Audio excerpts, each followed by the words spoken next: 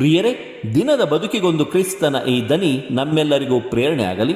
ಪೂಜಾ ವಿಧಿಯ ಸಾಧಾರಣ ಕಾಲದ 5ನೇ ವಾರ, ಫೆಬ್ರವರಿ 14, 2026, ಶನಿವಾರ.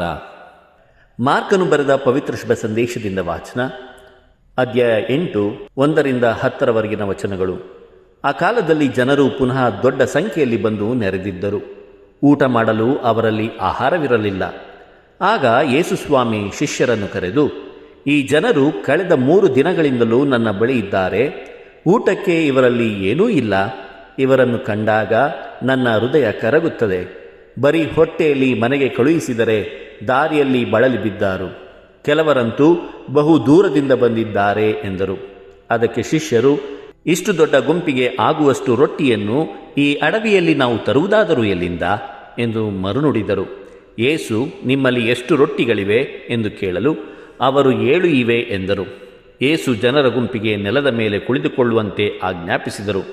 ಅನಂತರ ಆ 7 ರೊಟ್ಟಿಗಳನ್ನು ತೆಗೆದುಕೊಂಡು ದೇವರಿಗೆ ಸ್ತೋತ್ರ ಸಲ್ಲಿಸಿ ಅವುಗಳನ್ನು ಮುರಿದು ಜನರ ಗುಂಪಿಗೆ ಬಡಿಸಲು ಶಿಷ್ಯರಿಗೆ ಕೊಟ್ಟರು. ಅವರು ಬಡಿಸಿದರು. ಅವರಲ್ಲಿ ಕೆಲವು ಸಣ್ಣ ಮೀನುಗಳಿದ್ದವು. ಯೇಸು ಅವುಗಳಿಗಾಗಿಯೂ ದೇವಸ್ತುತಿ ಮಾಡಿ ಅವುಗಳನ್ನು ಹಂಚಬೇಕೆಂದು ಆಜ್ಞಾಪಿಸಿದರು. ಜನರೆಲ್ಲರೂ ಉಂಡು ತೃಪ್ತರಾದರು. ಉಳಿದ ರೊಟ್ಟಿಯ ತುಂಡುಗಳನ್ನು ಒಟ್ಟುಗೂಡಿಸಿದಾಗ ಅವು 7 ಕುಕ್ಕೆಗಳ ತುಂಬ ಆದವು. ಊಟ ಮಾಡಿದವರ ಸಂಖ್ಯೆ 4,000.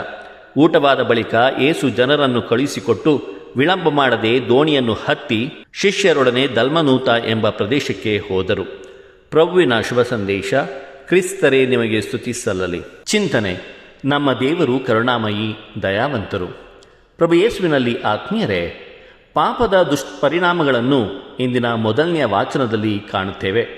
ಪಾಪದ ಮುನ್ನ ದೇವರೊಂದಿಗೆ ಸಂಭಾಷಿಸುತ್ತಿದ್ದ ಮತ್ತು ಹೆಜ್ಜೆ ಹಾಕುತ್ತಿದ್ದ ಆದಾಮ್ ಮತ್ತು ಹವ್ವಳು ಪಾಪದ ನಂತರ ಭಯದಿಂದ ಅವಿತುಕೊಳ್ಳುತ್ತಾರೆ. ದೇವರಿಗೆ ತಮ್ಮ ಮುಖ ತೋರಿಸಲು ಅಂಜುತ್ತಾರೆ. ಪಾಪದಲ್ಲಿ ಬಿದ್ದ ಮನುಷ್ಯ ದೇವರನ್ನು ಮುಖಾಮುಖಿ ನೋಡಲು ಹೆದರುತ್ತಾನೆ.